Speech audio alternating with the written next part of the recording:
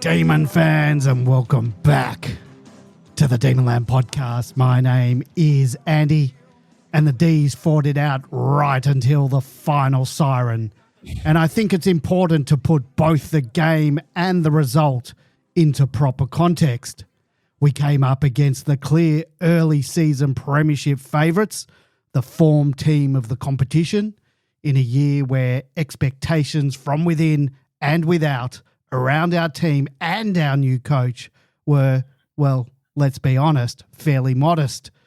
This was supposed to be a reset year, and yet, through 8 rounds, we've exceeded just about every expectation, sitting at 5-3, having taken the scalps of 2 highly rated teams and going toe-to-toe in a shootout with the benchmark side of the competition. That's not something that many saw coming. This same opposition, by the way, had been the best defensive unit in the league, conceding barely 60 points a game, and we managed to put over 100 points against them. 46 in just the last quarter. And yes, we bled goals as well, but I'm confident that in the past couple of seasons, this type of game, we would lose by 10 goals and struggle to even post a competitive or respectable score. So yes, the loss stings, no question about that. But the effort, the determination, and the way that we stayed in the fight is something we can absolutely build on.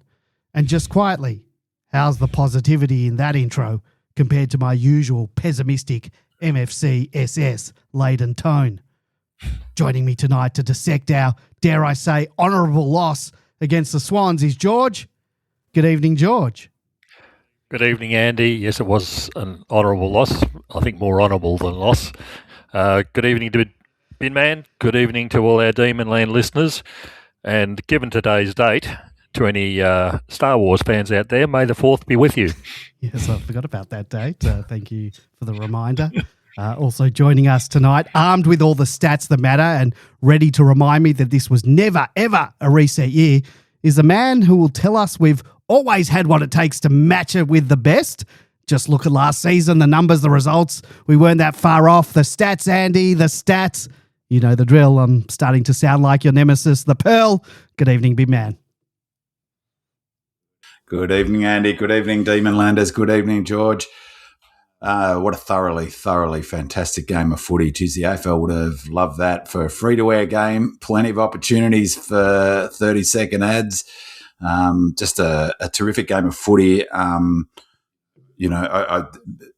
lost count over the last few years how many times I've said something along the lines of this, people should stop looking at each individual game like a litmus test on our chances of winning a flag.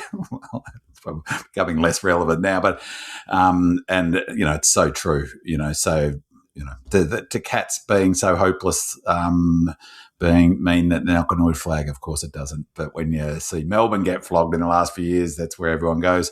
But as litmus test goes, we're playing the benchmarks team at the moment. I still have lines in front of the Swans, but the Swans are playing, as I spoke about in the preview, in the stats file preview, they are number one in so many different key categories. It's just laughable. They're unbelievable at the moment. They're just absolutely flying, although I will remind people that they were flying this well 2 years ago. They hadn't lost a game after 12, 13 games, and they went on to get flogged in the grand final. So maybe they'll be May victors or May premiers, but they were awesome coming into this game, and we matched them.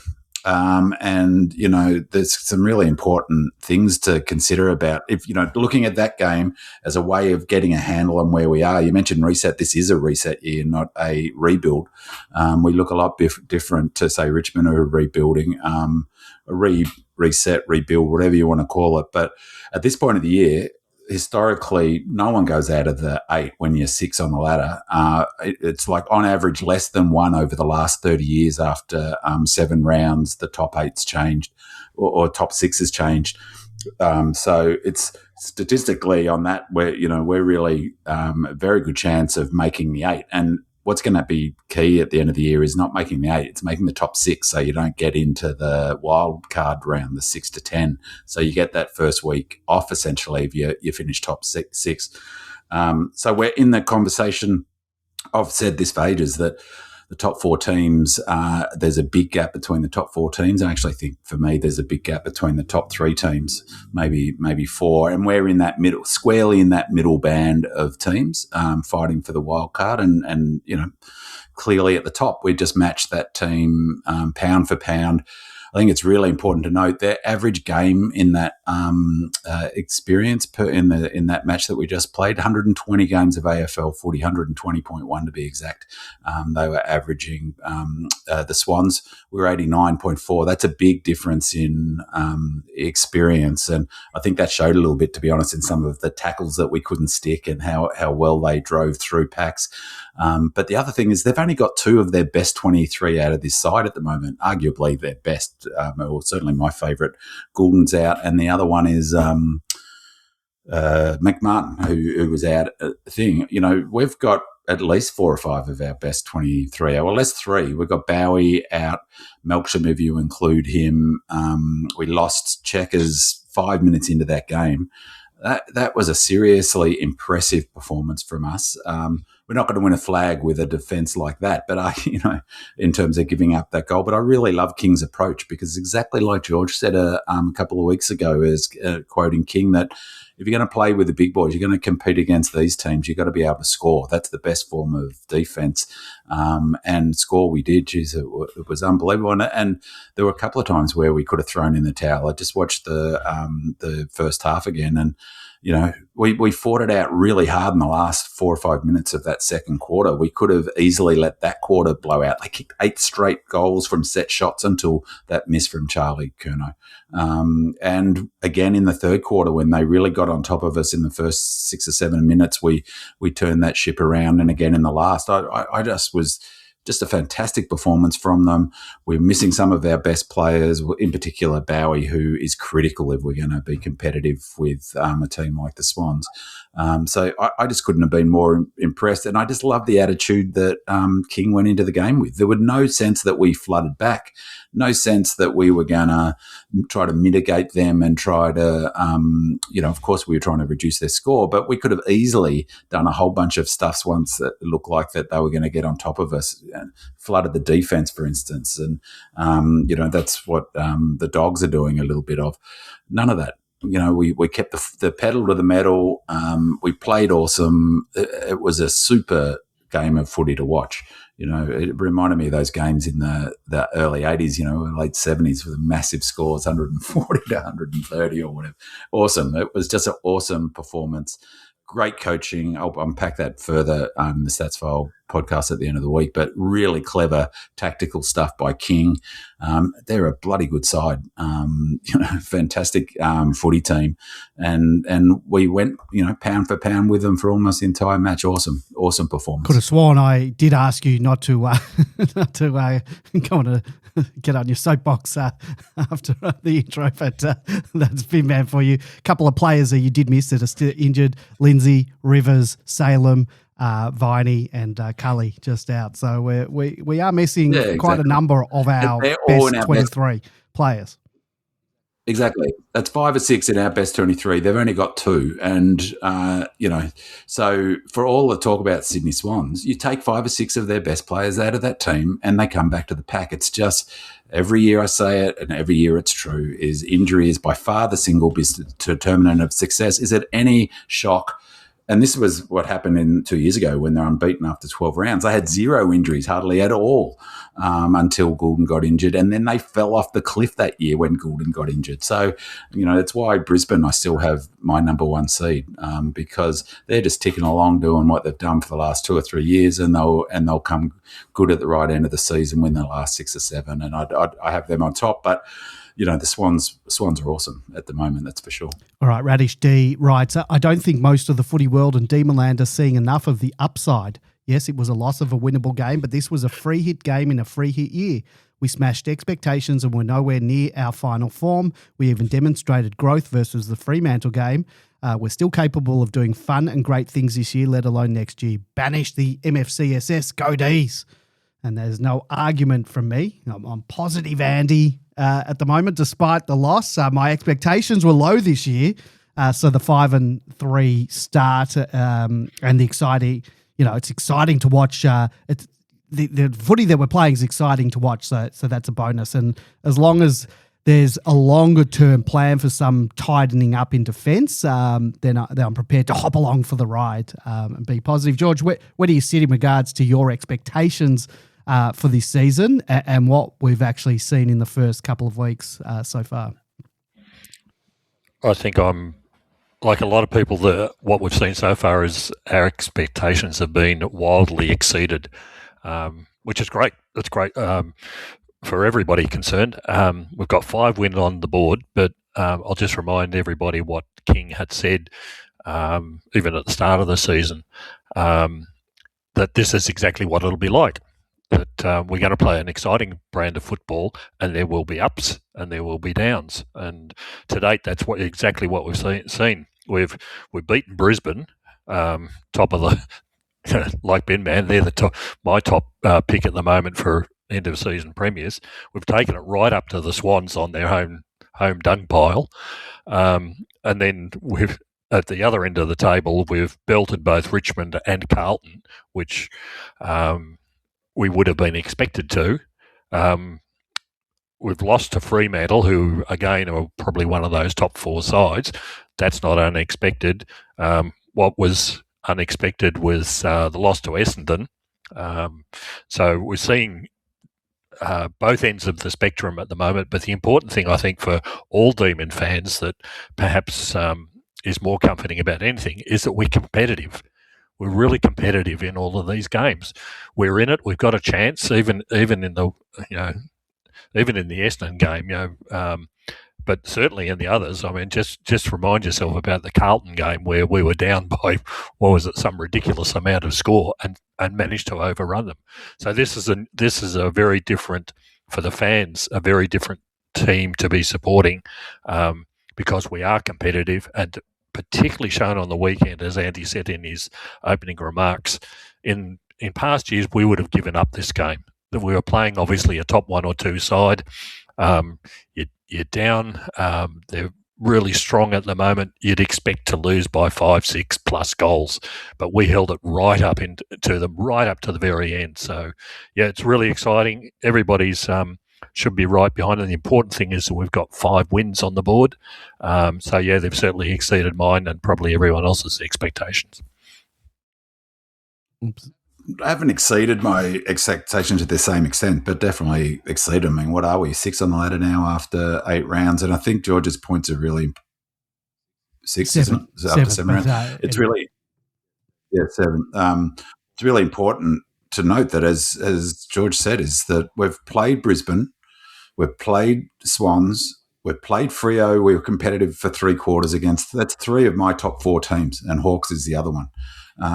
And so you take out that 1 quarter against Freo, and we've played Suns. And many people had Suns. Don't forget, like, people have dropped off the Suns. People are quick to call things. They were flag favourites after demolishing the Cats in round 1, the Suns. And so we beat them. So we've 3 wins from teams inside 2 wins from teams inside the top 6. Or I don't know, actually, they're in the top 8. And, I think that also, now our percentage, what's our percentage? I didn't see. Is it just on 100.2 or something? Yeah, which given the scores we've been given up is pretty impressive because, I mean, they have exceeded my expectations in the sense that they look like a legitimate top 6 chance. From here on in, this is actually our hardest part of our draw. We have got a dream run from, after we talked about a few weeks ago, around the bye, I think it's 7 of our last 8 games are in Victoria. So we don't have to travel. Maybe it's 6 out of 8, I think, because we've got to go down to Tassie to play the Hawks. So 6 of our last 8 rounds are in Victoria, which is a terrific run for a young, particularly for a young team. And so, I think that we're playing a style of footy in a way of course, injury can play a big toll from here on in, and other teams will start going to work a bit more on us at the pointy end of the season. And, we've got to sort out defensive. We can't be giving up 100 points every week, but he's playing the opposite. He's taken the opposite approach to Mitchell did when he was at the Hawks. He decided to go, well, we're going to get the defense first as the first layer. We'll get that right, then we'll go attacking. King's gone the opposite, which makes sense, I think. And I'm sure we'll work on our defense. And that's what Ruse did as well when he came in. He was starting from absolute scratch then. But yeah. Yeah, but he didn't need to. Obviously, King didn't need to do that because the DNA was there. So, really, I do think there's a clear gap between the top 4 sides, and maybe you could throw in. It looked like you could throw in Suns in there, but Adelaide have fallen out of that. The top 2 or 3, Freo, the top 4, Hawthorn as well. They're playing some terrific footy. But as I said, 4 or 5 injuries of any of those teams, and bang, that's it. That's why I push back with the idea of the depth stuff. They've got better players up to absolutely, no question, the Swans. But again, if you take out the 6 of the best 23 from that team, take out Heaney, you take out whatever, then they get brought back to that middle rung of teams. All right, Whereas I think that pound for pound, the Lions have just they're phenomenal. Would have been a good game to go to live, that's for sure. Yeah, certainly. Let's get into housekeeping. So each week I invite our low listeners to support our podcast by leaving us a 5-star review and a comment on Apple Podcasts. And we do really appreciate that feedback. As a token of our gratitude, we give a well-deserved shout out to those who take their time to share their reviews. And I'm from China writes, my kind of podcast when too much demon talk is barely enough. Seeing the podcast land in my feed on Tuesday morning is mighty. I love the new theme song at the end of the show, and I can't wait for Andy's return to the mic after his well-deserved break. Well, I'm well and truly back. Feels like I never left now. And thanks for that lovely feedback. I'm from China. What's that saying about us when you're away? Oh well, I have fans. What can I say? Andy's the star. So. I'll thank my wife for writing that one. Keep that feedback coming in 2026. Simply leave us a 5-star review and a comment on Apple Podcasts, and we will give you a shout out on the show. And don't forget to look out for Bin Man's Stats Files podcast, which drops on a Friday. It's a companion podcast to this show in the Demonland podcast universe, with Bin Man breaking down the stats that matter each and every week. It's a long-form deep dive into the numbers behind the game, the ones that help tell the story of a brilliant win or a disappointing loss. Bin Man will review the past week's match, and preview the upcoming game, and you can find Bin Man's Stats Files in the Demonland podcast feed, so look out for that on a Friday. And during the week, we released a very special Demonland podcast chronicling the 1926 Premiership season. Whispering Jack sat down and had a conversation with Ian Munro, who is a journalist and author of the book Between the Flags, making sense of 57 years of heartache. And in that podcast, Ian took us on a journey through the 1926 season and the road that led to the Demons' second premiership. He brings this remarkable period to life, guiding us through the people, the moments, and the stories behind the unforgettable day in October that remains forever etched in our club's history. So if you haven't already done so, do yourself a favour and have a listen to the Spirit of 26 right after you listen to this podcast, of course. And you can follow us on Facebook, Instagram, or X if you want to leave us feedback, ask a question, or share a comment for the show, jump into our weekly podcast post, send us a DM, and don't worry, we will not read out your full name on the air. And you can listen to the Demonland Podcast on Apple, Spotify, YouTube, or your favourite podcasting app. Just search for Demonland Podcast and subscribe. And if you want to connect with fellow D's supporters, head on over to demonland.com, sign up for free, and join in on the conversation with fellow D's fans from across Australia and around the world. And if you want to call into the show live, give us a call on 0486 387 929. That's 0486 387 929. If you're listening live on your phone via demonland.com, just hit the call button and it should immediately call from your phone app. During the week, you can call that number, leave us a message, we'll play it on the podcast. Don't worry, no one that goes straight through to voicemail during the week, so you won't have to speak to me or another human. You can listen to the podcast live every week at demonland.com on Monday nights at 8 p.m. So before we get into your stats files, Bin Man, I've got some positive feedback for you. D Old Fart writes, thanks, Bin Man, for another excellent pod. The stats files helps me to rationalise what lies behind our wins or losses, and you put it into context beautifully. The preview component really has me up and about for the Swannies game, and despite what the bookies say, I have a good feeling about our chances. Bloody hell, I hope we can get up. Who wants to tell D Old Fart what happened? No spoilers. Thanks for that feedback, D Old Fart. Now, B-Man, take it away with your abridged stats files podcast, and as everyone, don't forget to check your feeds on Friday for the standalone stats files podcast. So, B-Man, take it away. Thanks for that. Thanks for that, D Alpha. Just a bit of housekeeping, Andy. He posted that before the Sydney game. So if you check your dates, no, I do. So but I thought I would. On about. I didn't have a podcast before since then, so I thought I'd give you some positive feedback. But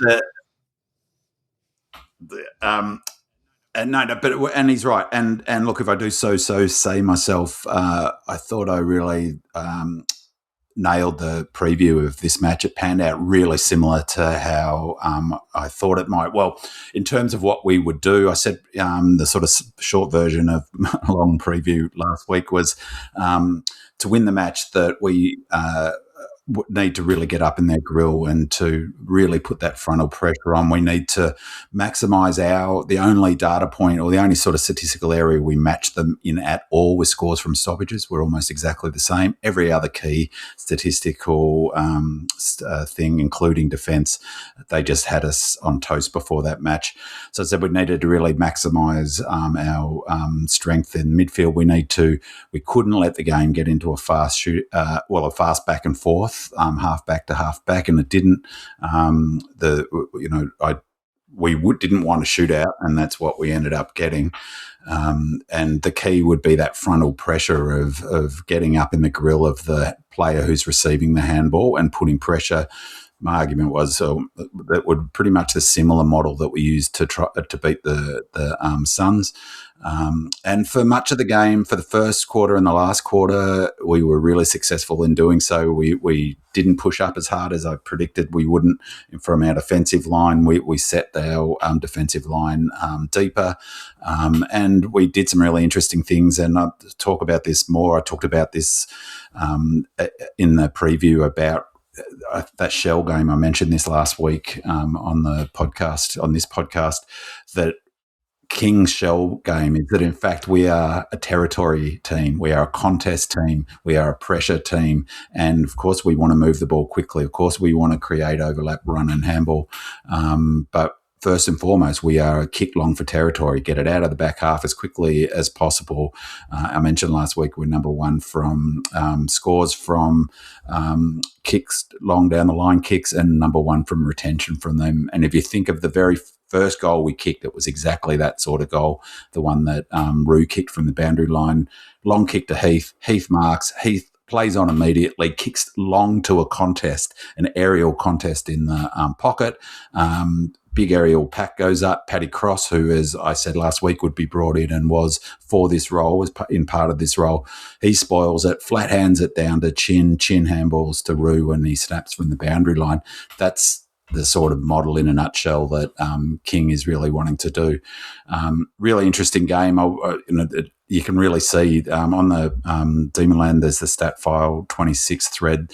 Wheelo puts the stats after each game, and this season's been putting up the quarter-by-quarter differential, and you can really, really see this game through the lens of those differential where they won and lost. Just quickly jumping to the player ratings. Unbelievable game from Cozzy again. 27.6. I think he was 27.4 last week against the Tigers. That was his second highest ever rated game in his career thus far. He's matched it. I think he's now this. That will be in third place because this week it was 27.6. Talk about coming to play against the number one team in the AFL. So he was 27.6 player rating points. 20 is considered an elite All-Australian level game of footy. The thing that I keep talking about, this is phenomenal. This is just blows me away.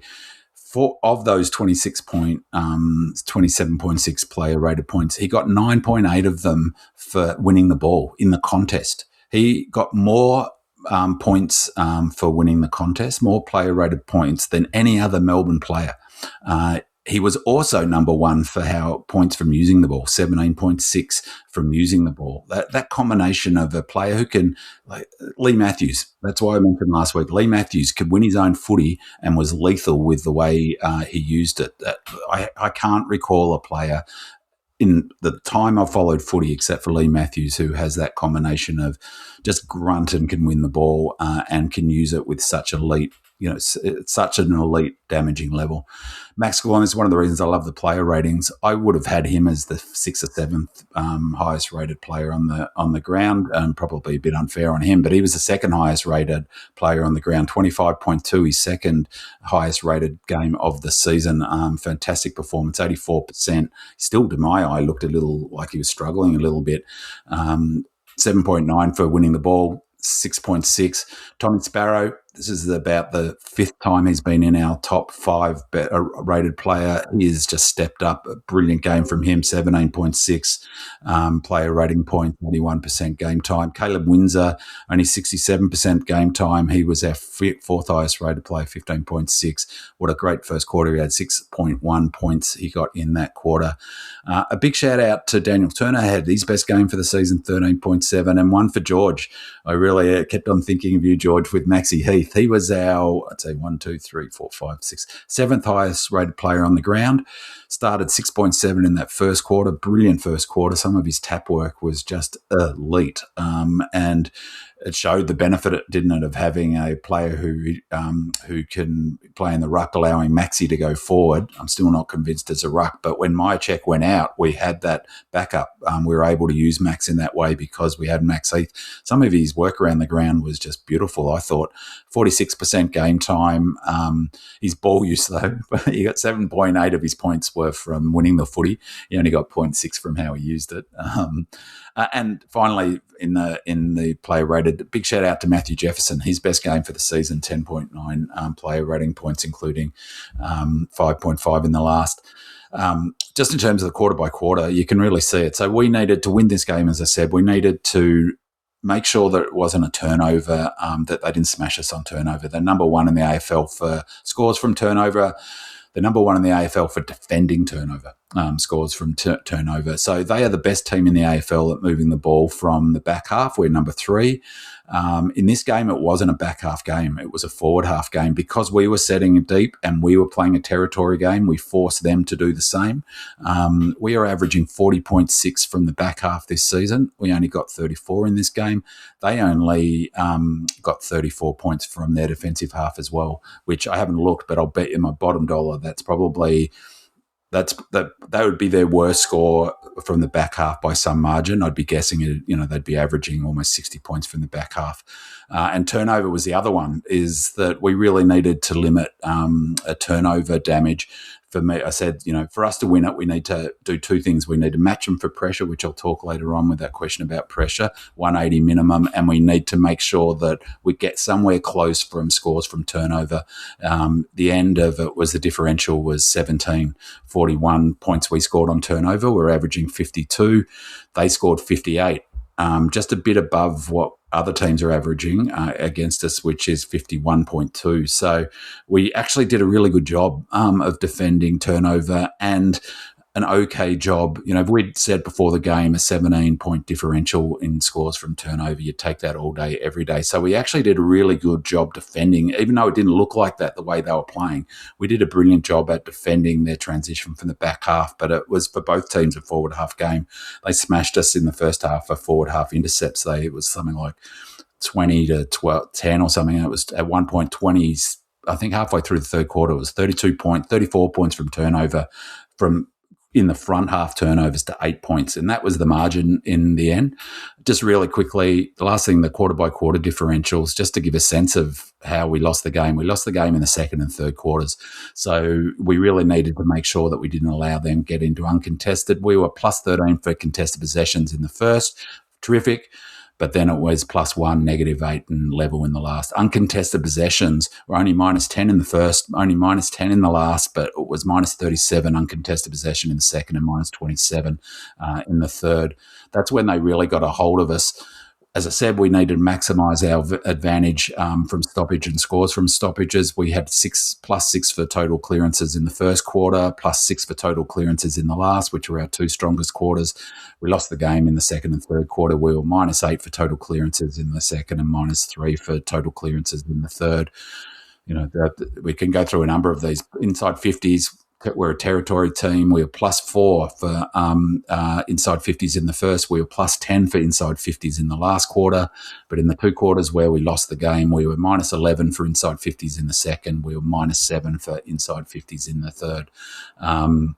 And just equity in terms of the equity ball use, winning the ball, we were -6.8 in the first quarter. So we didn't use it as well as we might have in the first, but we were -33.8 in the second quarter, where we were both poor by foot, but their pressure we didn't handle particularly well. There's some pretty bad errors. But conversely, in the second half, we were terrific, +2.2 points for equity ball use, how we used the ball in the third, and +15.8 in the last, and that's huge. I think a really big factor in this match is clearly we are super fit and they are super fit. Like, there's no way you run out a game like that. But you think of Carlton, everyone's talking around and round in circles. They're just not fit enough. And we are super, super fit. One of the things is that long bombs, like we're kicking long to a contest, and then it became almost hilarious, like comical, those long bombs up the centre. That was a really interesting tactical ploy. They first did it on Fox. They said they won't do that again. Well, we did it about 8 more times. We're number 1 in the AFL for scoring from kick-ins, and we only scored 1 goal in this game from kick-ins, which was in the third or fourth, I think, and with exactly one of those long bomb plays to the centre. But this season, 24% of the time when we kick in, we get it inside our 50. That's unbelievable. That's super impressive, and it speaks to how well we move the ball. It also speaks to the tactics that King's using of how we want to do it, which you watch Langdon and Colt, they run 20 metres and they boot the ball 50 metres. Ball goes up, we win that contest, it hits down, we win that contest, and we chain up from there with overlap handball and go forward. And it looks very much like how Goody played around 21-23, which is the great irony. The thing that I think is a really, really big factor is we're losing checkers after 5 minutes. I thought that was a big factor in the game in terms of like the structures. That was in terms of throwing around. Cross had to go back. Heath went into the ruck more, forced Maxi up forward. So that was a big factor, and I thought King did a really good job. And maybe that partly explains how we fell away in the second. It took us a little time to balance up and find a way. It was an impressive game. I think that, my take on it in the preview was pretty accurate of what we needed to do to win. And, we didn't win. And when we weren't able to do the things that I mentioned, it was in the second, third quarters when they won the game. Just quickly, Rosa was obviously huge in that first half, but looking at the numbers, I was really caught surprised. McInerney, who I think, George, you might have talked about last week, he was unbelievable in that first half. 17 disposals, 4 clearance and 7 score involvements in that first half. A really big factor. I don't know whether you guys noticed, was it Colt who took the lizard? Did he take, who was on him? I'm not sure we had anyone defensively marking him. No. They actually made a comment on the commentary that no one was, and someone sure. Apart from Colt had some. I don't think I don't think they had anybody apart from Disco on Curnow. And doesn't the Lizard play on the half back line? So that's the opposite end of the to Colt. Yeah, but I thought the Colt might have gone to him at some stage, or maybe had some responsibility for him, or anyway. So just to note that one final thing, and also to put this game in context, they really took their chances with 6 minutes on the clock in the second. Marty kicked that beautiful snap from the boundary, which after a gorgeous bit of footy, the lead up to that was their 8th straight in a row they got from set shots. Their first miss was a few minutes later when Curnow. So they took their chances, like they're brilliant. So 8 straight from, that's what we did to the Tigers the week before. And in many ways, it was amazing we stuck in that game, I reckon. And the last thing I'll say is this was yet another game. This has got to be, I'm going to ask Willow to have a look into this, but every single game this season, every single game we've played, we have scored, our actual score has been higher than the expected score, and our opponent's actual score has been higher than the expected score, and it was the case again in this match. It's nuts. It's that must be 7 times that happening statistically. That it couldn't have happened very often. So I'm really curious to know whether that's an AFL wide trend or it's just something about how we're playing. I was interested with Amati. Normally Amati's about a 50-50 kick for goal under any circumstances. And he nailed every single one. It was just looked amazing. Confident doing so, didn't he? Yeah, I don't know if there's a question about Andy, I haven't properly read the run through, but what was your view on Heath? There is a question about Heath. So we'll get into Heath in a sec. Yeah. All right. Well, let's talk about our defence because we have been talking about it. Monocular writes a question after 2 quarters. He also got in before the game finished, and I guess that's because we've got the podcast thread up already from the stats files. But question after 2 quarters. Can you please explain, and I think I wanted to ask you, Big Man, but I'm going to go first to George. But he said, can you please explain zone defence? And Go Lordy says, on many occasions, the Swans seem to have a man free, ready to receive. Us, not so often. In fact, not very often in the first 3 quarters. Did this reflect our lack of pressure or lower pressure than the Swans were bringing? And Smurf writes, welcome back, Andy. Good to hear your voice again. Thank you to Binman and George for carrying the flame while you were away. On to my question. Who the hell was manning Malcolm Rosas all day? I think he ended up with 7 after 5 in the first half, and every time he bobbed up, there was not one Demon player anywhere near him. This seems like extremely poor player management within the game, and I don't want to hear anything about zoning because he was playing in a different time zone. Very disappointing. And Lefty asks, what is going on with our defence? Granted, I can accept that our new style of play will open us up to be heavily scored against, but with the exception of Turner, I thought every other defender had their colours lowered. 3 of their players scored 14 goals between them. Garbo says, what can be done to fix our defence? We have a few players to come back in Rivers and Bowie, which should help, but neither help fix the Petty issue. He's simply too slow. Only problem is the other option, T-Mac, isn't any faster, and Jed Adams just isn't up to standard. We don't have any other options. The other issue seems to be the opposition getting an extra up forward is that we just lack accountability by the defenders, a byproduct of our game plan and pushing up too hard up the ground, or the mids and forwards not putting enough pressure during transition to slow the opposition down and to give defence a time to set up. And we did get one more thing tonight. Someone has sent us an SMS to our number, and so I don't know who it is. And he said, just caught some of your show and always happy with your comments on Demonland. Petty should never have been selected to a fixed position. He seems to struggle with an assignment. He is a great swingman. He can play forward or defence, and he is fast. I've seen him close on small forwards and cover ground to get to contest. At the same time, he is often in the wrong place and seems aimless and not sure of which opponent he should move to. So, George, a few questions here, so you can choose what you want. There's some questions around zone defence, structural breakdowns, and whether this is system pressure or personnel. How do you see our defence at the moment? There's an awful lot to unpack here. You can just choose anything. Firstly, I'll choose a lot as that. Firstly, we watched this, certainly I did, watched it on television. It's really hard to judge what's going on the ground about individual players and people are all too keen to allocate faults to individuals if the team, in fact, is playing something completely different. Firstly, zone defence. Basketball is the prime exponent of this. There's a certain amount in soccer, but not to the same extent.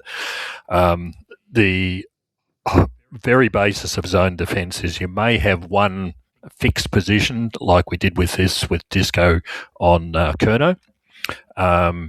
And then primarily everybody, and like the centre in basketball is the equivalent. And then the players around that are protecting a zone, stopping the opponents getting into areas where they can shoot or score from. So the real reason it works is dependent heavily on the individuals being able to work together and knowing what someone else is doing. When the ball goes from one side to the other, the closest player goes towards the ball carrier, but the other players in the zone defence have to move at the same time. Even if it might be 50 metres away, you've got to cover the holes that are occurring. And teams are constantly trying to move defences to be able to create those holes. So there's a couple of things that have got to be in play. Ours fell apart on a couple of occasions, and there's probably some very good reasons for that. Firstly, Sydney's ball movement is absolutely elite. So when they get the ball, you had people like Warner and Blakey moving the ball so very quickly. You can't actually set up a zone, or you haven't got the time to set up a zone. You've got players scrambling back, trying to fill the holes, because that's the way the game's played these days. You can't get 6 players back when you've got someone streaming down the field. In this game alone, who was it? They had Blakey, Heaney, Roberts and Warner all had over 450 metres gained each. They just moved the ball the length of the ground really quickly. So on the television, you go, why is there such a space out there for a Roses to get into? It's because we haven't got the defence set up yet. And it doesn't matter whether you were playing a one-on-one, it'd still create the same sort of space to them. So the second thing is the personnel that we've currently got trying to do this. As I mentioned, when you've got a zone defence, it depends on individuals knowing what to do and knowing and interacting with the other teammates to be able to know what they're going to do. If you looked at our side event at the end of last year, since then, what we had in the Sydney game, we've lost Salem, Rivers, Bowie, May and McVee out of a back line that operated as zone defence. We've lost a couple of those, of course, this year, but even this year, Jath's only played 5 games with us. Langdon has been moved down to the back line to cover the holes further up the field. He's only played 4 games in defence. Tolstrup's the same. He was playing wing or a tagging role in the first couple of games, so he's only played 4 games effectively down there. So we've only got sort of half the original team defence operating and haven't got that interaction with each other quite yet. It'll take time, but it's really, really hard when you've got, like I said, so much skill on the other side and elite ball users like Sydney did. The other thing is the location of where we played this particular game. Sydney's got a small ground. I think Andy and I were there early last year. I think it was the first game. Sydney are notorious for putting, as we saw in that game, at one stage there were 17 of their players inside the defensive 50. They just clog it up. Okay, so the way to beat that is fast ball movement, as we're now playing. We did to them what they did to us, so to speak. But you've got to move the ball so much more quickly to be effective. Sydney have these top-rated runners, and the way to get the ball in quickly into your forward line at Sydney is to attack through the centre. You saw the kick-outs that came from Tolstrup in particular. You go right up the middle at Sydney, you move it quickly, you don't move it slowly around the flanks, because that gives them time to set up this, effectively 17-man clog-up hole that they just love so much. So the interesting thing is when you look at Sydney and this small ground, they have absolutely maximised their advantage as a result of this. It's like Geelong as well. It doesn't do them any good in the end, unfortunately. finals are played at the MCG and on big grounds. So, for example, Sydney have played 20 of the last 25 finals. 20 out of 25 final series, 25 years. They've won 2 premierships. Geelong are the same, 14 out of 19 preliminary finals they've played in on their little cabbage patch down at Cardinia Park, and have only won 2 premierships since 2011. It works very well for them. It gives them 10 games effectively each year, which almost guarantees them the final spots. But when the push comes to shove at the end of the season on the bigger grounds, they really struggle because they've almost got to change their game plans. Finally, on the Roses situation, I had a look at all 7 goals that he scored. 4 of those were crumbing goals. He was surrounded by Melbourne players and got his foot to the ball on a number of occasions. Great. He did very well. Everyone gets excited about Roses in this particular game. Papley got bugger all. Papley's just as good a crummer, but he didn't get the goals this week. So if Papley had scored 2 or 3 and Roses had scored 2 or 3, nobody'd be talking about Roses. He got 3 from being out in this open space, courtesy of what the players up the ground were providing him with. Good luck to him. He won't do it every week. So there's a lot of things. The zone defence, there's a lot of things to look at. You just can't look at what you see on the telly. It's not giving you the overall picture that you need to appreciate. Oops, sorry. I think, that it's interesting, George, because the zone defence, Goody perfected it. And then McRae came along and fast ball movement to unpick it. Now the fast ball movement that McRae brought in has become the template. But it's still almost impossible to do anything but a zone defence. You can't go man-to-man in modern footy because you can't bring extras up to the stoppage then. You can't run ahead of the ball. If you watch Sydney and Melbourne play, if you watch that game again, have a look at how many players run ahead of the ball from both teams in that running model. You can't run ahead of the ball and then as a defender, if you look at someone like Cross who was playing in the defence in the second half, he was pushing all the way up to the forward line and vice versa. He's not going to be able to zone defence and get back. He's got to flip back when the turnover's on. So one you technically just can't go man on man, which is the alternative to going zone. Even North, who have been man on man for a while now, they're going to more zone. You just can't, you can't then create a new way of playing. You can't run off players and then get back to them. That's one thing. With that ball movement thing, that's where it's come in. And one of the things that the Swans, everyone's talking about it. In this game, they had over 1,000 metres gained by hand. And just a bit of a clarity of that is that might be a bit confusing how that's measured, but it's measured by the Lizard gets a handball receive, he runs 20 metres and then handballs 20 metres. That's 40 metres gained by handball. That's 40 metres gained by hand. So that's really helpful to know, particularly when the Swans play, because it describes their play. Receive the handball, run with it, handball it forward. If you look at some of their goals, that's exactly how they do it. And that model is Goody is credited, ironically, with bringing in that model there, driving that model. He's director of high performance, and part of his role is ball movement and offense. It's designed specifically to beat a zone. And if anyone knows about how to beat a zone or how to set one up, it's Goody. So I found that a really fascinating dynamic. 1,000 metres gained by hand is the second most ever.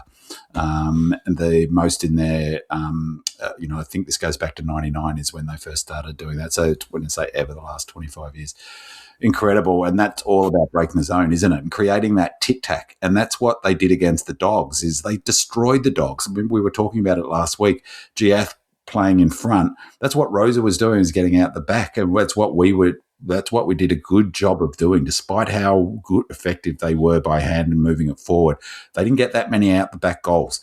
They got a lot of goals where, like a Marty leading into space, where they moved it quickly, but they didn't get many out the back goals. And it's where the Rosa thing is a team, it's all team defense. So the other part of the zone stuff for this defense stuff is everyone's got a responsibility. All team offense, all team defense. And I don't know what people expected. Of course, Rosa, a few times he was free and there was just bad defense. Like it was a stoppage goal he kicked and he was free out the back of that. Was just an absolute defensive breakdown. But other goals he got, as you said, he got them running into space. We did put a lock that was Colt. It was Colt on Papley. So he played him fairly tight and did a great job against him. If you used another player to play then on Rosa, you're really making it difficult to transition the ball out of your own back half or set anything up that sort of tries to mitigate that stuff or bring your own game plan to bear. I can't see, George, any other model in footy. I mean, even though like that fast ball movement beats the zone, but how else, you can't really go man to man, can you? No. So for our next one, sorry, big man, I was dealing with a tech support issue while you were doing your stats file, so I'm not sure how much you mentioned pressure, because Nairobi Demon writes, I hope the quarter-by-quarter pressure numbers were up before the podcast. My eyes told me we were very sluggish in the second and particularly the third quarters. Did you feel that? Gorn of the Dead asked, and during the game, I might add, he asked, Demons reverted to long bombs when they get under pressure. We seem to go to water real quick against pressure. So, B-Man, what the numbers tell you about the pressure? And there's an apologies if it's a bit of a double up. No. I did actually read the run sheet, and so I had read that question, and I didn't talk to it. But I'll just go on to the Dead's question first. Actually, we didn't revert to long bombs. We are a long bomb kicking side. I've been saying it for weeks. As I said, we're number one for scoring from long bombs. Number one in the AFL. It's not a blip after 7 rounds of footy. It is how we play. And that's what I've been talking about. So I talked about last week, and I talked about this at length on the Stats File podcast, is Kings playing a shell game and tricked me as well into thinking we've got one way of playing, which is fast. But in fact, it resembles much more closely Goody's 21 to 23 period or Hardwick, where it's kicked long to a contest, get the ball to ground, win that contest, and then chain out with handballs from there. I think it was our very first goal, the one that I described before, is exactly the model. Those long bomb kicks to the centre are the same thing. Get it as far away from your goals as possible, as quickly as possible. Win that contest and chain out from there. So we didn't revert to long bombs. I might have misread how he wrote it, because I'm just reading now the question as written. It's how long until the team gets rid of long bombs when they get under pressure, because he wrote that during the game. Well, never, not under King at all, right? So that's how we play footy, right? So that's what drives me. That's why I get frustrated with myths get hard baked in. It was the same with Goodwin last year. We were the second fastest team in the AFL for playing on after a thingo. We're now third fastest. We were quicker from playing on last year, right? So we're probably more effective. Footy was always accused of being long bombs. As I said, I think there was the second show of our show this year, I said, you watch, in a few weeks they'll start talking about, oh, hold on, Melbourne are a long bomb kicking side. And yep, now they're saying it. So that's part of what we do. So it's not under pressure, it's what the model is. Of course, if you've got a short, you take it by hand, they want to get those overlaps. But you watch Colt, and when Langdon takes the kick out, they run 20 metres and kick it 50 metres. It goes up the wing, and we compete and go. That's the model. That's the method. So it's not a under pressure thing. It is the game plan, and people are still tricked because it gets hard baked in already. Like, he's only been coaching for 7 games, and still people are creating myths about King. It's unbelievable. It's because it does my head in. It's because people don't watch the game properly or don't put all of the things together, and that's that combination of observation and stats is, I think, that analysis. You should probably you should probably put a course together for people how to watch a game of footy. Well, you don't need watch the game of footy, and then, but that's that comment, right? So he has said our coach has said multiple times, we are a low disposable disposal territory team. What do people think he's saying? We're not a flash run. That's what we're scoring well, and everyone loves it. And we're moving the ball. We're the second or third best team for moving the ball from the back half. Swans are by far number one.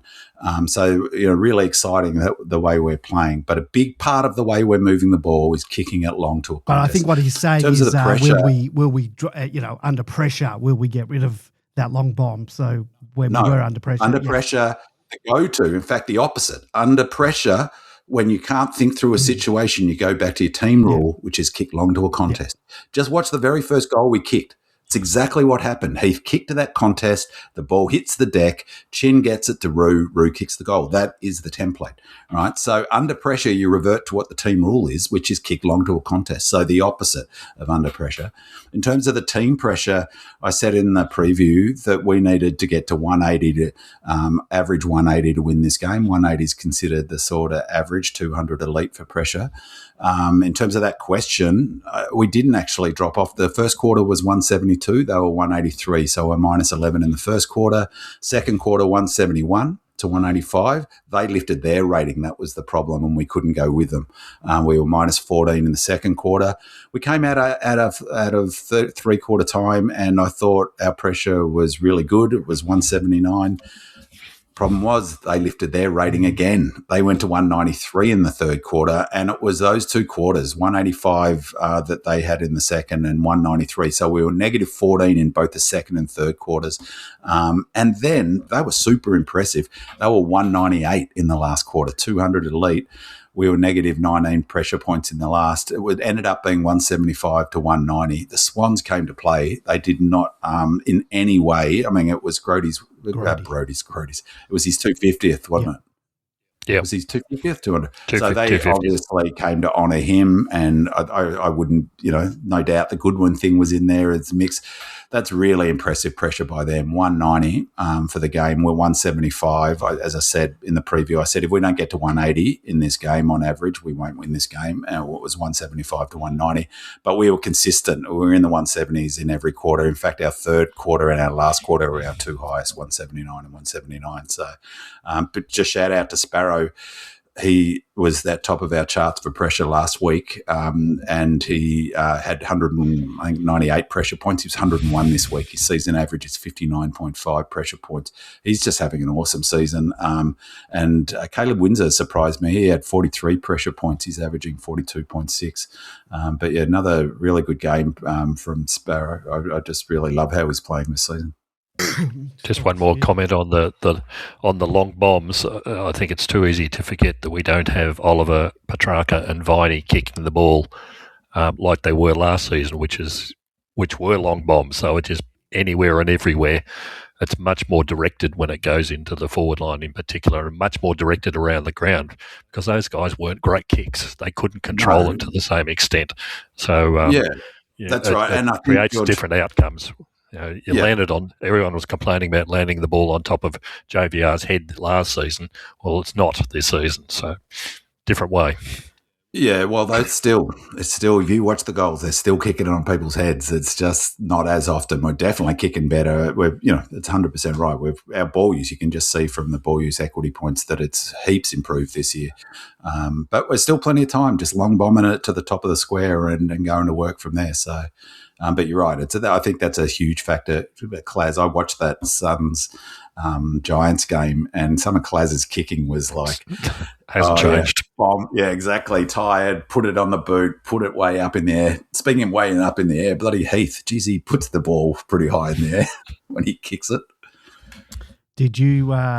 Speaking of the GWS Suns game, did you happen to see the banner?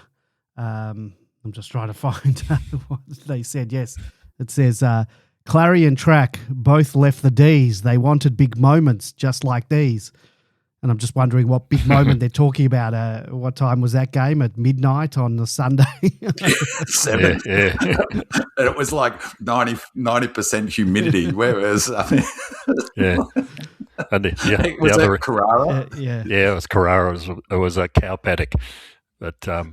the other thing a bit interesting about that game was that we had Petrarca, Oliver, Bedford, Even Hogan. McAndrew, Hogan, all, and you go, half the Melbourne sides out there playing this game. But same with That's same hilarious. with the Melbourne Sydney game. week Brodie after- Grundy, Goody, and James Jordan. So.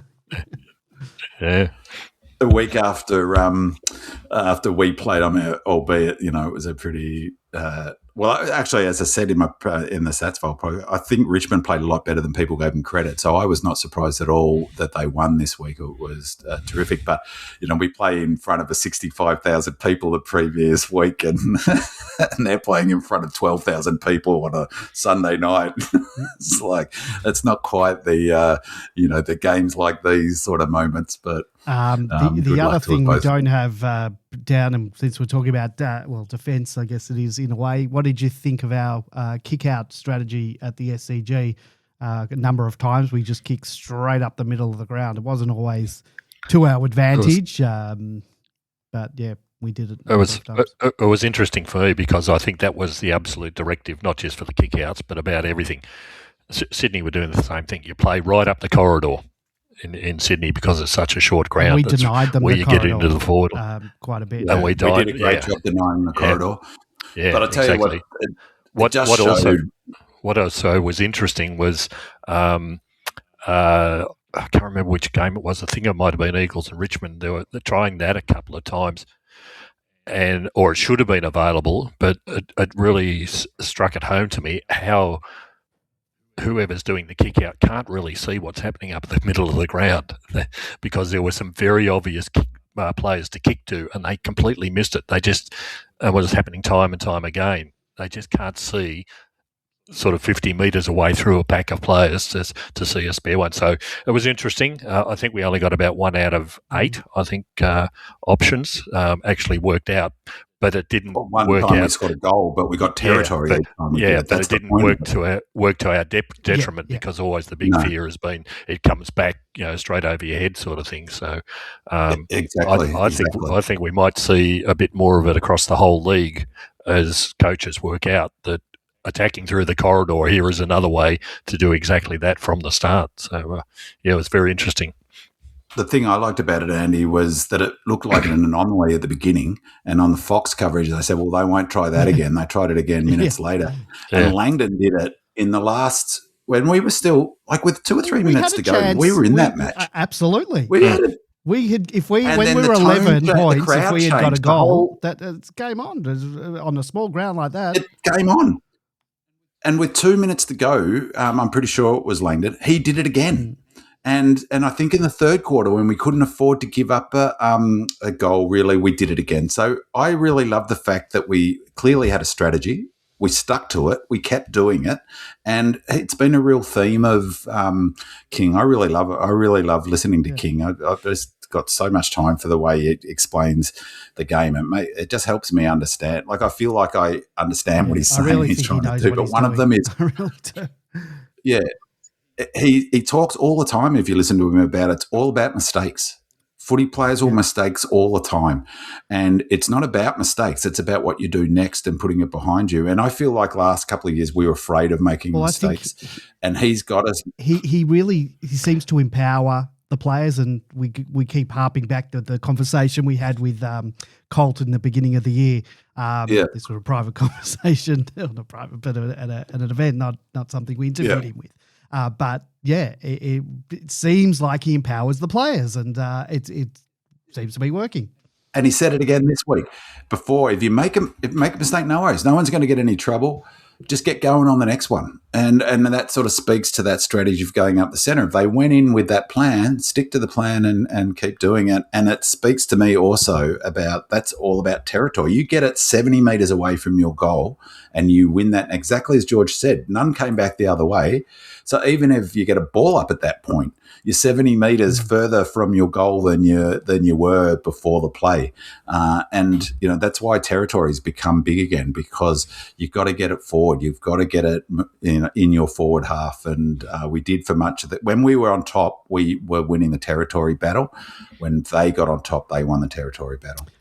Pew Pew Pew writes, another strong performance from young ruckman Max Heath. He went head-to-head with one of the competition's premier big men in Brodie Grundy and more than held his own, while also comfortably taking care of the Swans forward/ruck options. His aerial presence was a standout, clunking a couple of strong marks, and it's hard not to feel we're in very safe hands once the Max Gawn era eventually winds down. And El Diablo 14 asks, should we rest Max Gawn next week? An easy kill in the Eagles, and the Big Moose has shown a lot. And then Sam 6172 replies to El Diablo, aptly saying, oh, my sweet summer child, never say the words easy kill in any form, not here, not in any way associated with the Melbourne Football Club. So, George, what are you making of Heath's continued development? And, we've jumped up and down about the Max management in the past, but are you confident in our ability to easily dispatch the Eagles enough to rest Max Gawn? I think we've been very impressed with what we've seen out of Heath.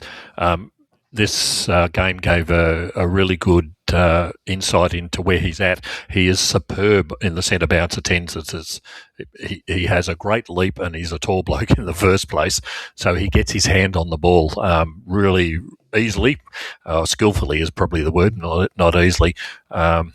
Unfortunately, in this game, there was one fantastic hit out that went absolutely to the opposition. It was a nice hit out too, but it was so clean. They'll get their act. You got to blame. I think it's the midfield. I think he was putting it exactly where he was. In that case, it was. I think he was putting it exactly where he told them or was meant to, and no one was there. Yep. But get it further down. But look, it's only his third game or so. He's doing really well. He was out muscled by Grundy around the ground. Grundy's around the ground. How unsurprising. That's the way Grundy plays.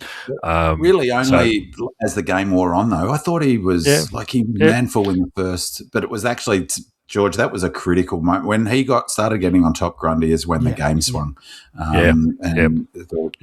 He certainly was well and truly on top in the middle, and because there were so many goals being scored for both sides, there were plenty of opportunities. So we've seen something really good. He's got good hands overhead. Yep. Took a couple of really good marks, so that was good to see. About Max resting, I don't think you'll get Max to agree to that. It's going to be the biggest problem. But once again in this game, as King pointed out in his presser post-match, is that when they lost Myercheck, they had to play Max more forward to keep the rotations going up in the forward line. And the reason they could put Max up forward was because Max Heath was in the ruck for a good period of time. We saw it last week against Richmond. The same scenario that Max got a knee in the back, and all of a sudden we've got a back up there on the ground who's not just a fill-in backup. We've got a genuine ruck who can operate around the ground as well. So it's giving us the options. I think if you wanted to give Max a rest, the Eagles game, because they've only got one young ruckman, I can't remember his name just off the top of my head. They've only got one young ruckman. You still don't want to stop Max playing, but what it gives you the opportunity to do is in the last quarter you can give Max half the quarter off if you're sufficiently in front. That's just as important. You don't need to run him into the ground, and if you're using Max Heath like we were in this game, probably for other reasons, I think you'll see Max Heath get more time on the ground and Max Gawn not have to spend, as he's done in the past, 95% of the game taking on ruck duties. Yeah, good call. I mean, that was a good call by you. I didn't think he'd play in this game, and it turned out it was good for the reason we talked about with Myercheck, that he did. And he was terrific in that first quarter. He had 16 hit-outs, Max Heath, 7 of which to advantage. So in his 2 games so far this season, 46% of his hit-outs have gone to advantage. That's impressive. Maxie's at 28.7 and he was 27. I think Max Heath is league top, isn't he? I mean, it's off a small database, small base. Probably from those but two. I think hit-outs to advantage. I think he's been top.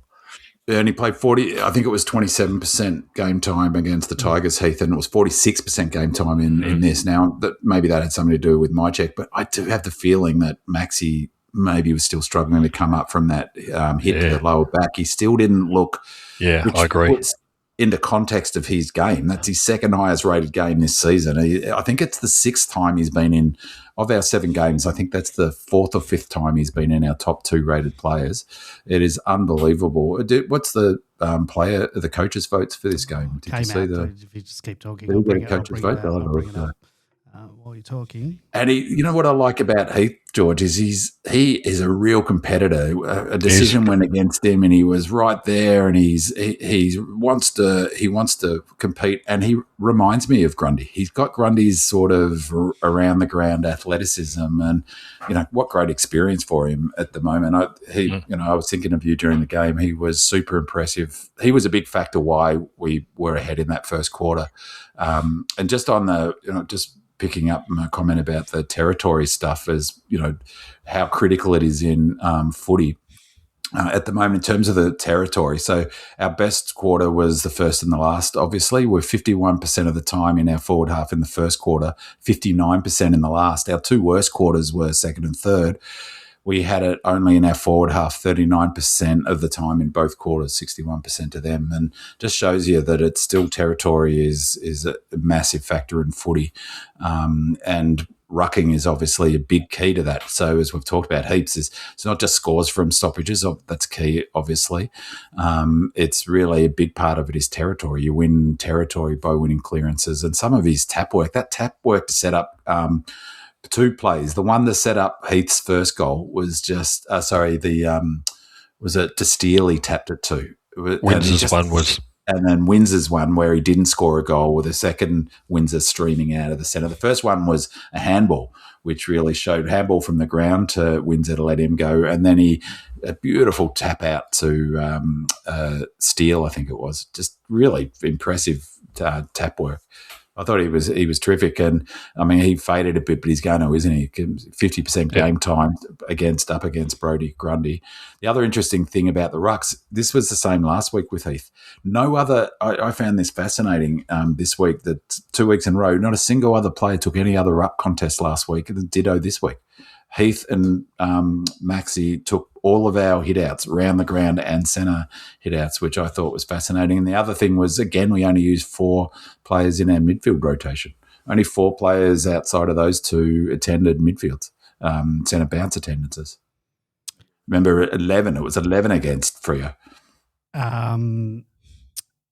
Got the coaches' votes. Malcolm Roses 10, so he got from both coaches. Brodie Grundy 8, so he got from both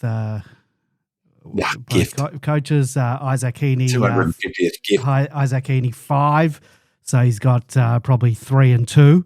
Cozzy Pickett 4, he's got 3 and 1, and Joel Amarty's got 1. Justin McInerney 2 and Joel Amarty 1. So, yeah.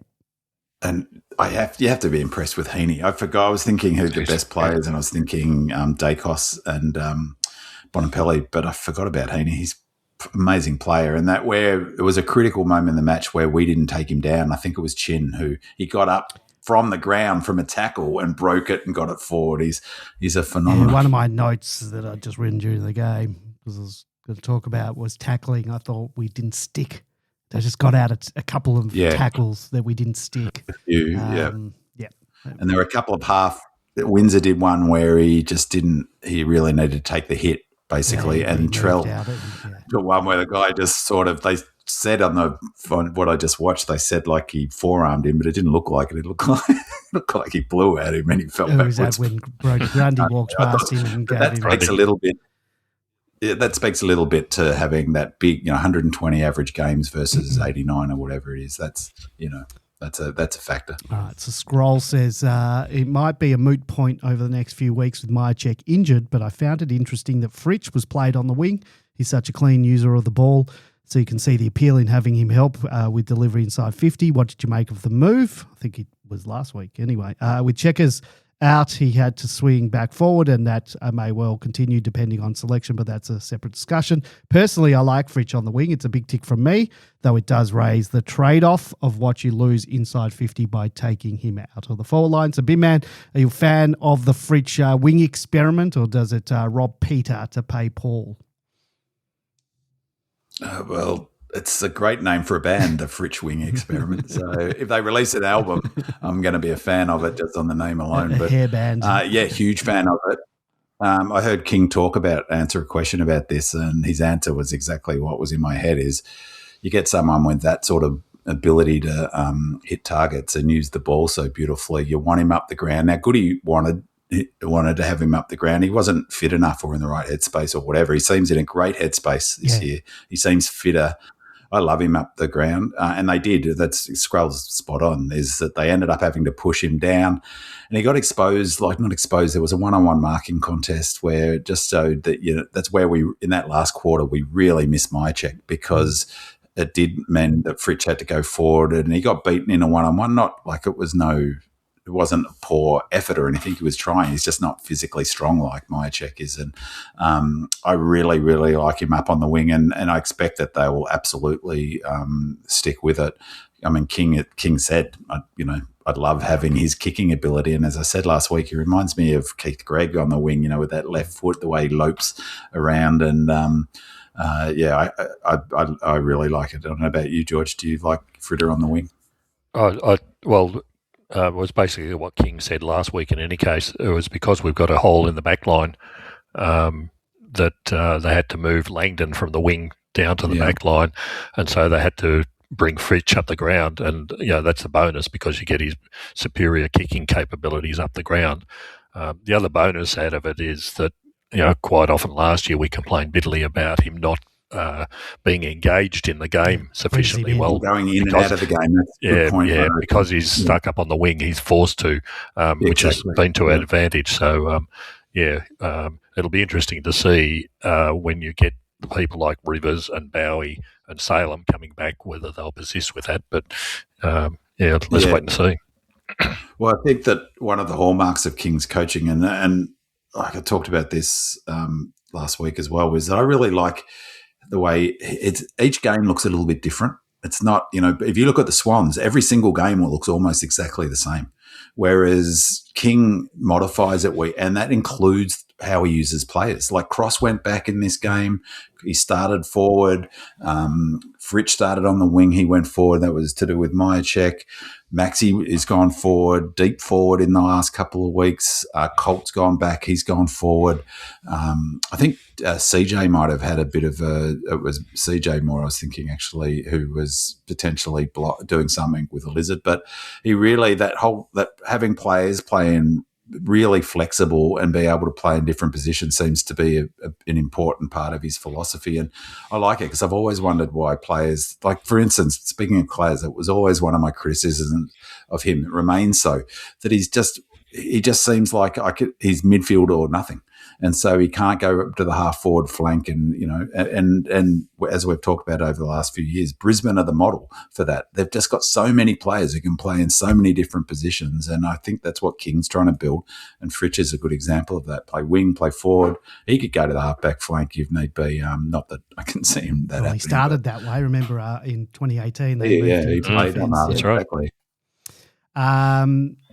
Singer says, agree with Scroll about Fritsch on the wing, and I'll take up the discussion / question regarding replacements for Checkers. It was a tough blow to lose Checkers so early with that hamstring.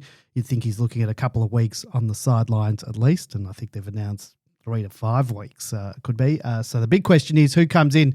Do we 3 to 5? Yeah. Did you say? Yeah.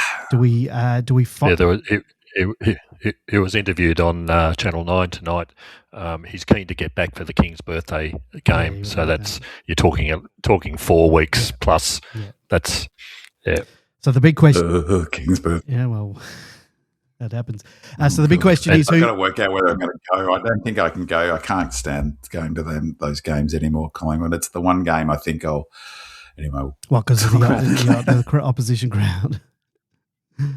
I went with George, I think was the last time, and the MCC, and we played terrible, but I just still that still have horror. The Gus incident, it just done something to me. Okay. It's broken something inside me. I don't know. I can go back to watch Collingwood play again. So the big question is, who comes in? Do we finally see Luca Kenfield get his chance? He showed plenty in the preseason against the Kangaroos, only for his debut to be cruelly delayed after the early injury against the Tigers. Cheika's presence really helps Rui, so we need another genuine tool to stop JVR from being double-teamed. It would also allow Fritsch to stay up on the wing where he looked right at home.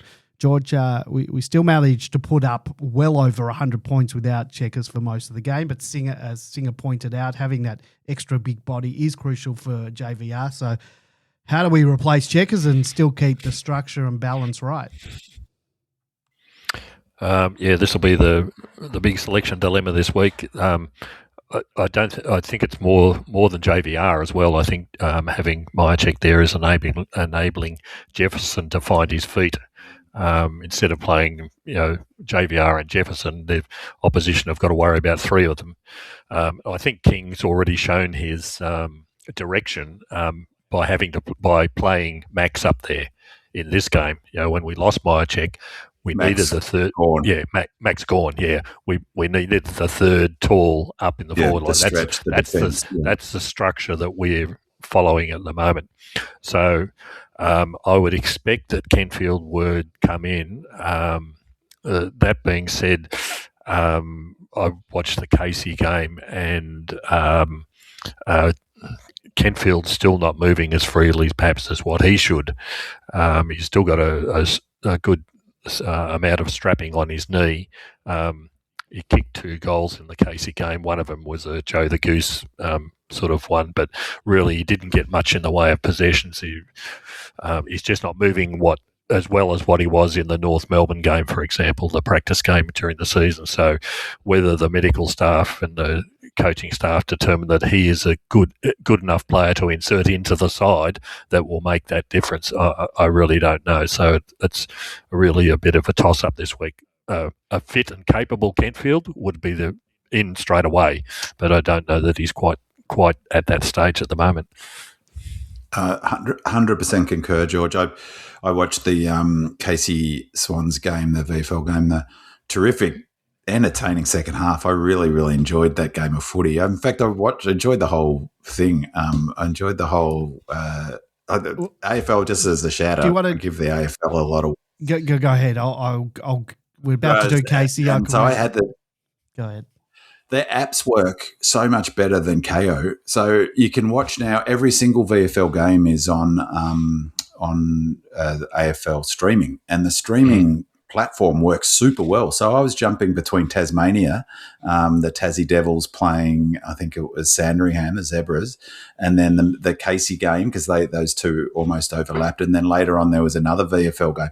Worked seamlessly jumping between the two of them. And so I really, really enjoyed watching that Swans Casey game. And we were terrific in the second half. But Kenfield, you're right, George. He would have been like a sliding doors moment. If not for that injury, he was in the opening round. I'm almost certain of it. He looked proppy, and I can't see him coming in after that. In from that game, he wasn't that very. I watched the whole game, and I like Kenfield, and I want him in the side. But I agree. I don't think he looked a bit proppy, still strapped up. He looked a bit frustrated as well. I don't know if you thought the same thing. But I can't see him, unfortunately. And I wonder whether, I don't know, they didn't use Heath at forward at all in this game, did they? Or did they? No. I don't recall him saying... He was off the bench or on the ground, rucking and around the ground, but not forward. Yeah. So, I mean, he's maybe an option to go forward, I would have thought, but maybe he's not. He hasn't got the tank yet. Outside of Kenfield, I agree with you, George. I can't see it. I mean, maybe this week against the Eagles, but that's a bad philosophy. If you don't think he's right to go, he's not right to go. I will definitely, maybe they feel they won't need to because they can use Max forward and continue to use Heath. So maybe it's it's not necessary. And then Fritter can go back as well. So he's not quite the same bustling type, but like he's forward, I mean. But I agree with your take on Kenfield. Speaking of body, I know we're going to talk about it, that name, George's now, but I'm really curious to hear what your views are, George, on Xavier Taylor's game. All right, well, because I thought I was really disappointed in his body language, to be honest. All right, we'll get to that in a sec. George can give his rundown of the D's players at Casey. The Casey Demons also travelled north to take to New South Wales to take on the Swans VFL side. Casey were blown away early by Sydney, trailing by 7 goals at halftime after poor skills and losing Ricky Mentha Jr. early, but fought back strongly in the second half to make the margin more respectable. Riley Bonner was outstanding with 36 disposals, while Tom McDonald, Jake Bowie and Andy Moniz-Wakefield were solid contributors. Youngster Tom Matthews provided a real spark after halftime with 3 goals, showing exciting signs for the future, but the early damage meant Casey were never truly in the hunt. They ultimately lost by 17 points. George, you watched the game. Give us your brief observations of the D's listed players. Yeah, it was a lovely day up in Sydney. It was the same for the main game, 25 degrees, played at Tramway Oval for Sydney. They really got hold of us in the first quarter. They kicked 7 goals, 4, and that was basically the end of the game. As Andy mentioned, we were 42 points down at halftime and blew out to 49 at one stage. So it was quite remarkable that we eventually got back to within 18 points or so. The Sydney seconds play exactly the same way as Sydney firsts. They move the ball extremely quickly, fast running game in the waves right up the middle. And unfortunately, the reality is that we've got far too many VFL quality Casey players who just can't match that sort of athleticism that's needed to be able to counter that sort of stuff. For the Melbourne players, the real standout was Jake Bowie, who would easily be back in this week, I suspect. He had 17 possessions to halftime and finished up with 21, so eased off a bit in the second. Andy Moniz-Wakefield, 25 possessions again off the half-back line, a good effort. T-Mac was as rock solid as you could possibly get in defence with 27 disposals and 8 marks, and he absolutely beat Hayden McLean, sort of the Sydney spare forward, who I think is a better player than a Joel Amartey, but that's their business. It was unfortunately Ricky Mentha was injured quite literally in the first couple of minutes in the game. Looks like a knee injury. After looking all right in the first, I know it was only 2 minutes, but did a couple of nice things before he got injured. Yeah, and it was you just know those ones when you see them, and really tragic about that. Do we know what it is, George? I haven't heard anything, but it certainly did not look good at all. Yeah, it was not good. Kentfield only got 9 disposals in total in the game, and I think that's. And he played a little bit of ruck, but Kalani White took most of the rucking duties for the whole game. So he's coming along nicely. He's got a number of years that he'll be playing at Casey. He's just got to build up the body, and even the commentators pointed that out during the game. He just needs to spend a couple of summers in the gym, so to speak. Tom Matthews, almost unseen in the first half, absolutely blitzed him in the second.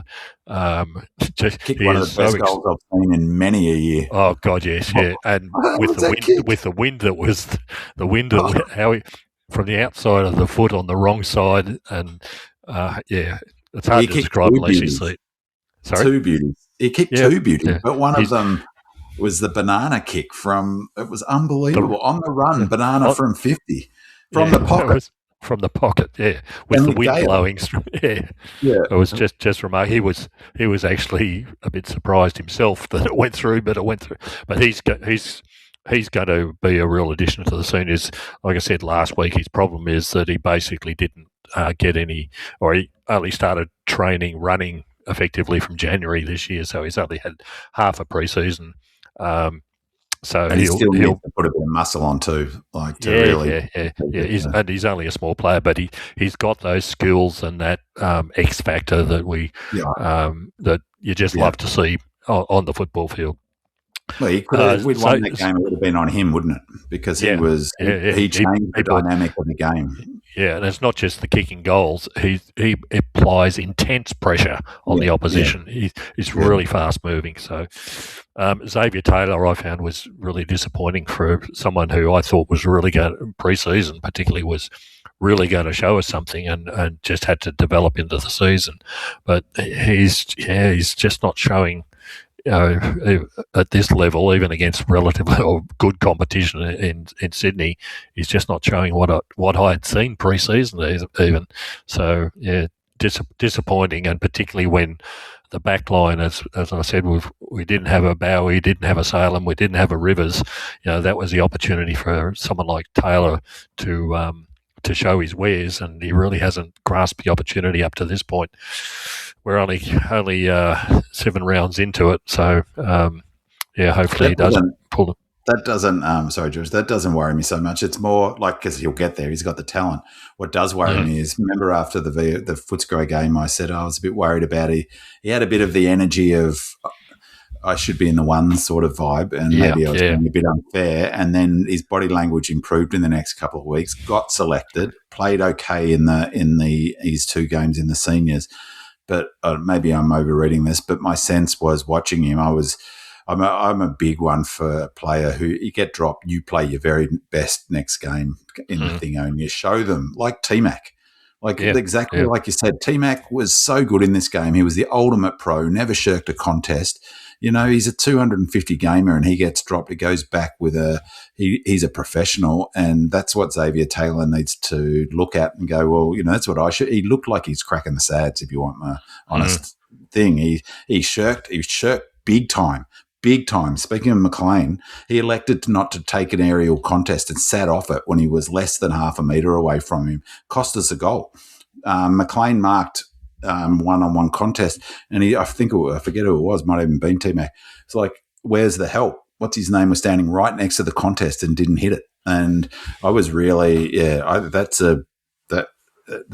not a great look. So, he's young, of course, and that's all part of the journey. But, he's got to get his attitude in the right spot.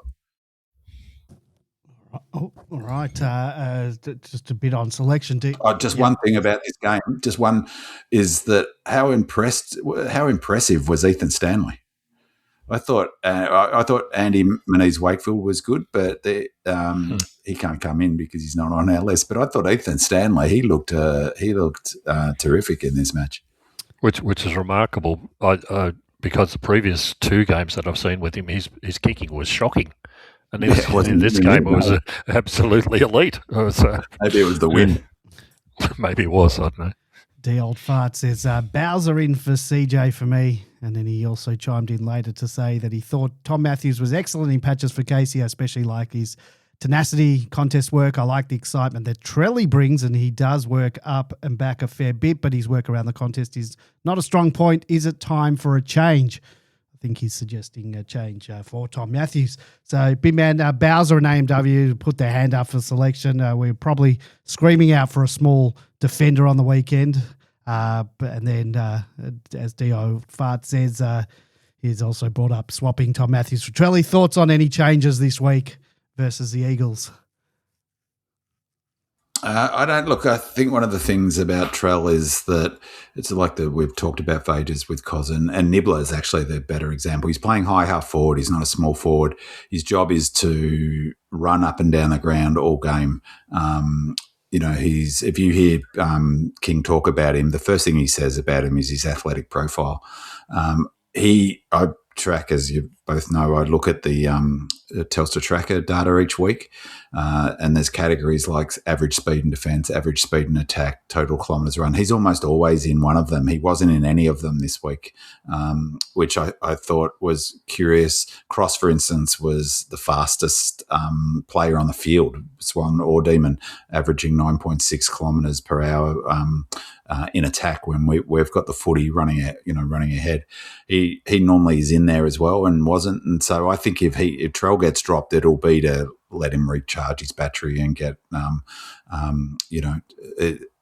manage him essentially. The thing for Matthews is doesn't have the tank. He's not the same sort of player. He's a small player, a small forward in the classic sense. He's not a player who's going to be able to get up and down the ground. So he's not coming in for Trell. I don't think. I mean, I agree with George. That was the first time I've been really impressed by Matthews. I would say, like, there was wow, that's a bit of X factor. He's got to do that for 5-6 more games before I would be thinking about him into the seniors. But King's already shown that he's prepared to give players a game. So I really love AMW. I want him in the side, but I'm not sure how they'll go for changes. Obviously, one out my check this week, but as George noted, like 100% Bowser's in the side. He was awesome in that first half, and I don't know whether they managed him in that second half, but he looked like he was 3 levels above VFL, didn't he, George? He's absolutely streets ahead of him. And his attack on the ball was just ferocious, which again was what Xavier Taylor should be going. Well, here's Bowser. Bowser is playing for my spot. He's picked up 17 disposals in the first half, and I'm moping around the bloody half back line. So Bowser's in. I would like to say MW, but I can't actually see them bringing both of those two in at the same time. I might be wrong on that. So it might be as simple as one change, maybe, is my check out and Bowser in. Yeah, probably much the same. I think Bowser's written his spot in the side this week, which means that you can release Langdon back to the wing, which means you can put Fritsch up in the forward line again as the Myercheck replacement.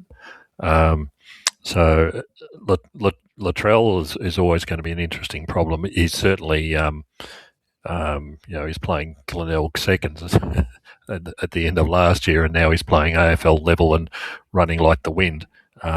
So I'd expect at some stage he's going to need a rest before you break him. It's just natural. He's the first year player. But he's also just on the cusp of like he kicked the one goal at the end, but he hit the post early on. He nearly took that screamer. Myercheck took it out of his hands. He watched the replay of that. Myercheck took it right. He almost had mark of the year. Myercheck grabbed it. Yeah. What I loved about this week was Joe Boy, who does his 3-word analysis every week. His 3 words for Latrell was can't do mundane. Summed him perfectly. So it'll be less of a problem this week against the Eagles. If you're going to give him a rest, I think against Hawthorn the following week might be a more appropriate time. The Demons return to Melbourne this week to take on the low-flying Eagles at Marvel Stadium on Mother's Day, so expect a massive crowd for that one.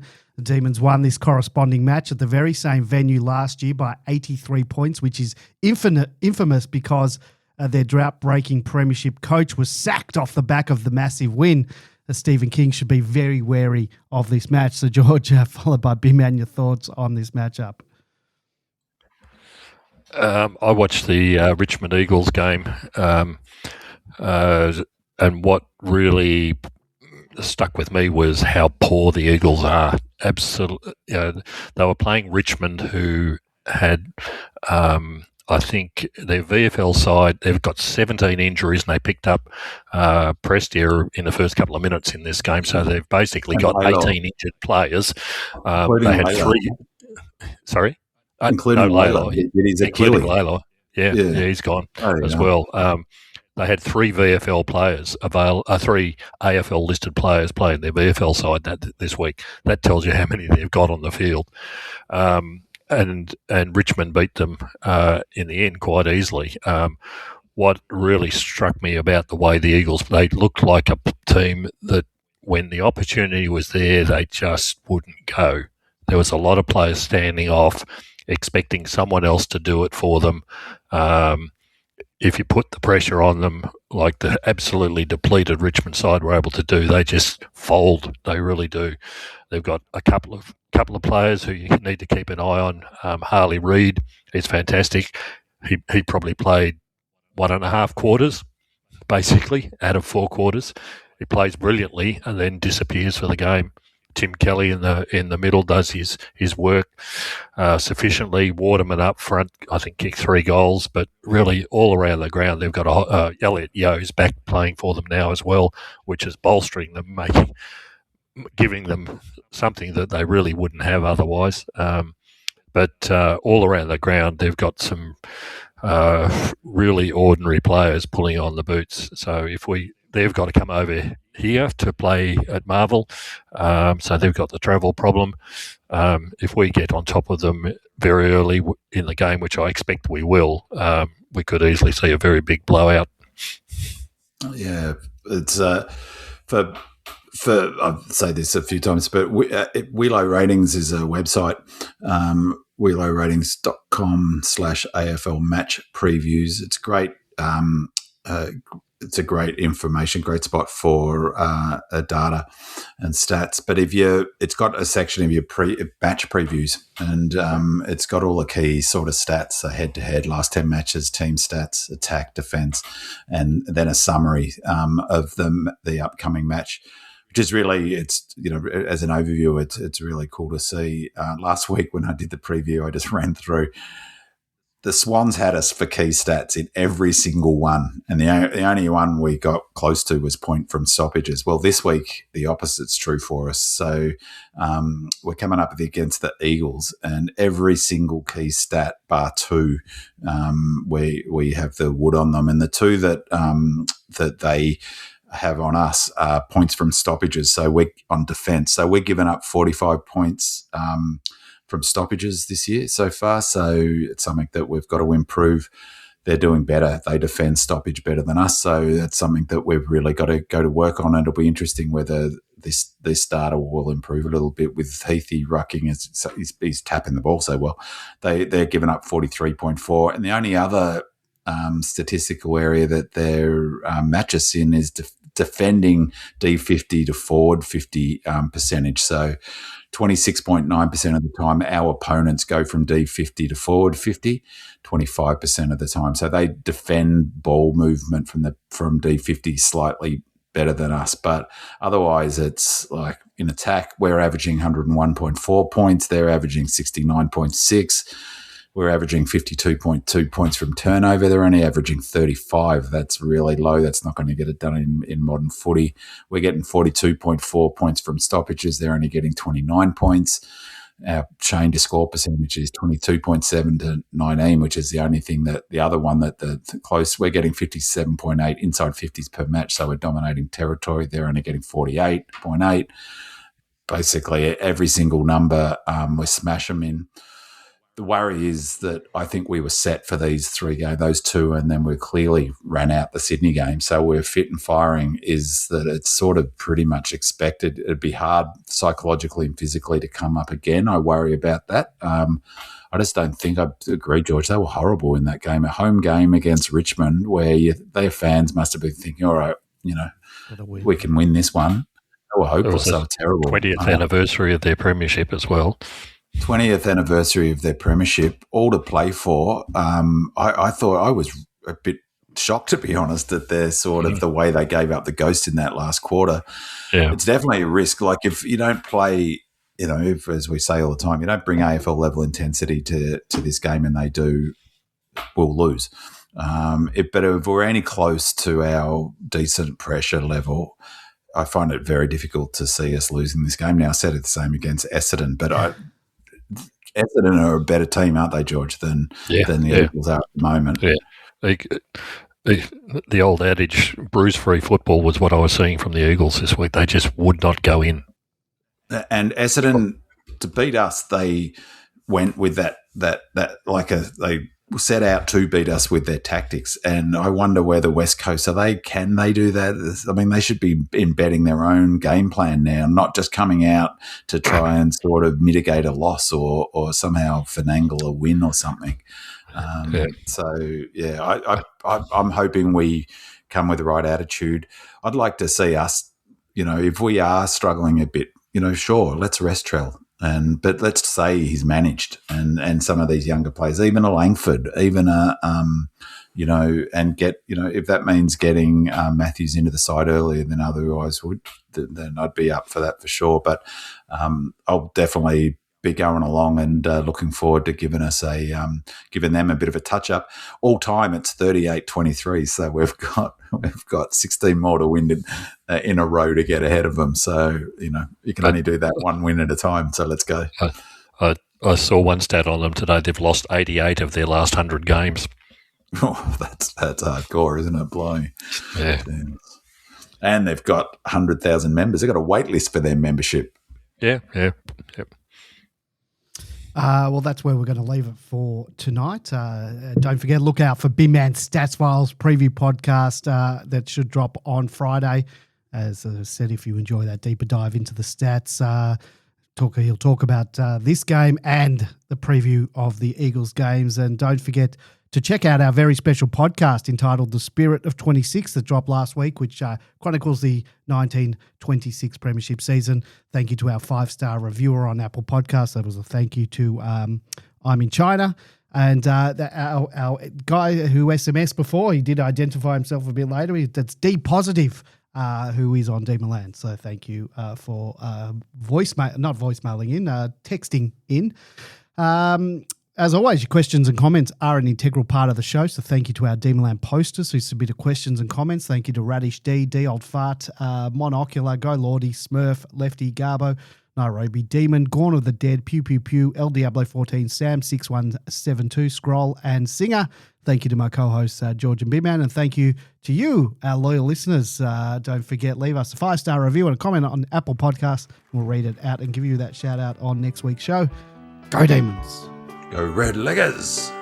It's a grand old flag, it's a high-flying flag, it's an emblem for me and for you. Well, it's the emblem of the team we love, the team of the red and the blue. Well, every heart beats true for the red and the blue, as we sing a song for you. Should old acquaintance be forgot, keep your eye on the red and the blue. Where the team played fine in the year 39, we're the team that no one can lick. And you'll find us there after the final bell with the spirit of 1926. Well, every heart beats true for the red and the blue, as we sing this song to you.